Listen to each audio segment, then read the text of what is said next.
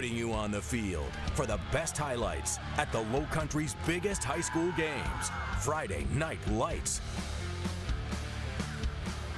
All right, ready? Okay!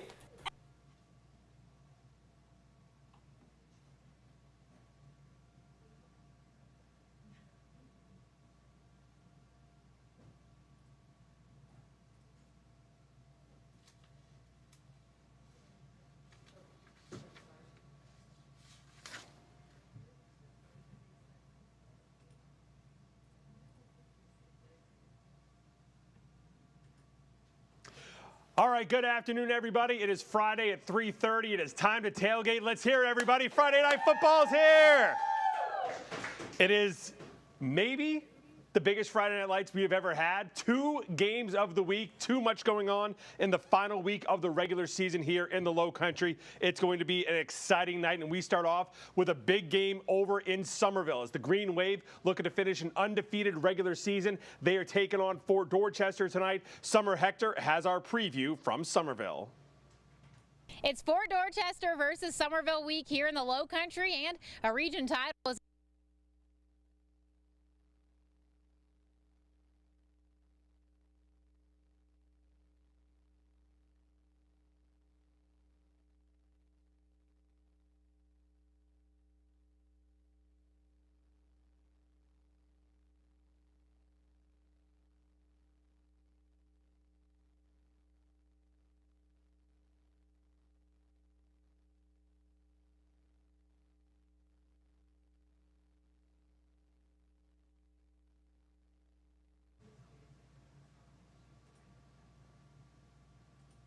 All right, we're having some trouble with our computers here, so we're going to go through the schedule for tonight and see what is on tap. Let's start off in 5A. First off, there we have our, as I mentioned, one of our games of the week, Fort Dorchester taking on Somerville. Also a lot on the line over in Goose Creek as the Gators hosting Stratford. Goose Creek trying to win a region championship tonight. They can do that if they get a victory over the Knights. But if they don't, that opens things up for Cane Bay and Berkeley as well. Stratford still has a chance to win that region championship as well. Cane Bay visiting the Stags tonight. Ashley Ridge wrapping up their regular season as they take on Stall, and Wando's season going to come to an end after tonight as they go on the road taking on Socastee, looking for their second win of the season.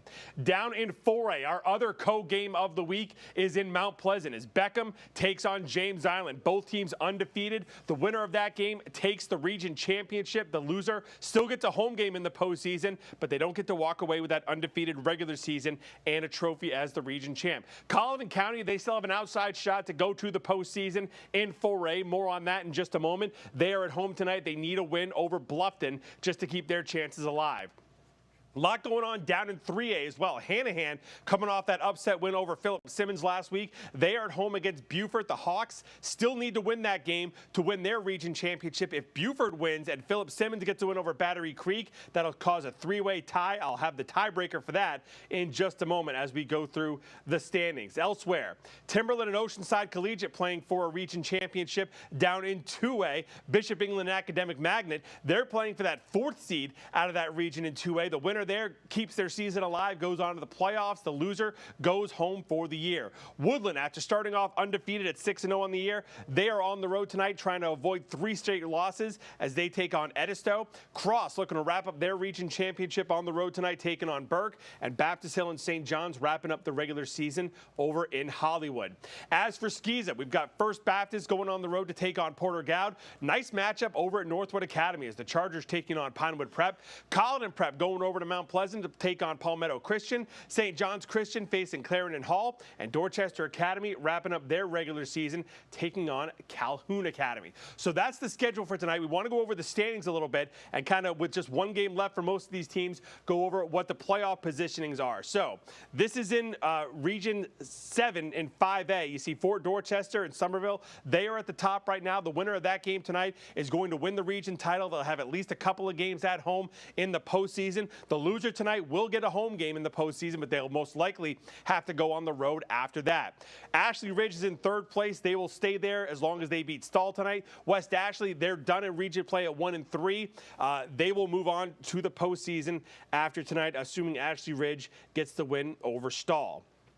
Now in the other region in 5A, Goose Creek, we mentioned a whole bunch of stuff going on in this region. Goose Creek, if they win tonight, they win the region championship, and everything is nice and clean as they take on Stratford. If the Knights get the win, Cane Bay, Stratford, they still have a chance to come away with a region championship. Berkeley, they're going to be going to the playoffs as Wando has already been eliminated, but Goose Creek, Cane Bay, and Stratford could all end up in a three-way tie, and at that point, it goes to points scored against in the games against those teams. So whoever gives up the least amount of points in their games against the other two teams that they tied with, that team will finish in first place between Cane Bay, Goose Creek, and Stratford. Again, that's only if Stratford gets the win over the Gators tonight in Goose Creek.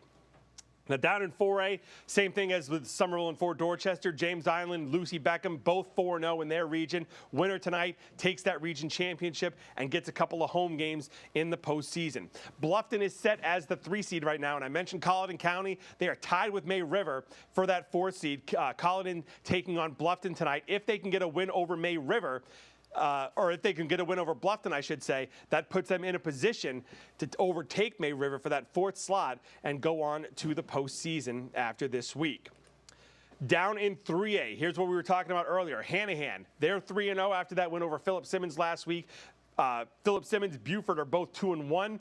If Buford goes into Hannah tonight and beats the Hawks, and Philip Simmons gets a win over Battery Creek as they should, that will cause a 3-way tie at 2-1 or 3-1 in the region among those 3 teams. And again, it would go towards points scored. And Philip Simmons kind of in a good spot with that one because they only gave up 6 points to Buford.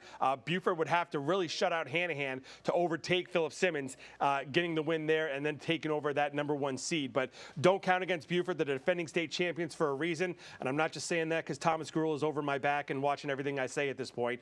But it's a good thing to mention. So Buford right there as well. Let's go down to 2A.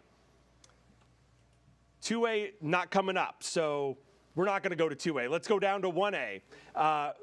Let's see, Cross, we mentioned them. They're 3-0. If they get a win tonight over Burke, who hasn't won a region game yet, hasn't won a game yet this season, then Cross will win that region championship. Even if they don't, they've got one over on the win column over Baptist Hill. So that's how that's going to be looking. Cross taking out Baptist Hill.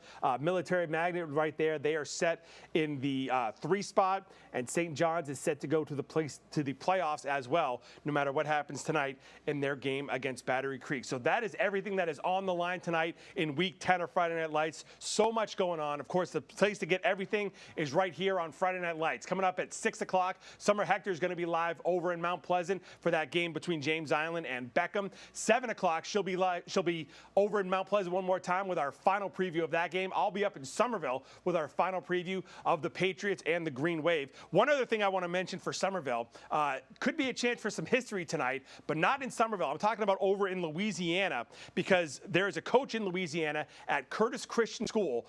His name is actually John T. Curtis. He has a chance tonight, if they get a victory, to tie John McKissick for the most wins ever in any level of organized football for the most wins by a head coach. That would be win number 621 for Coach Curtis. That would tie John McKissick's record.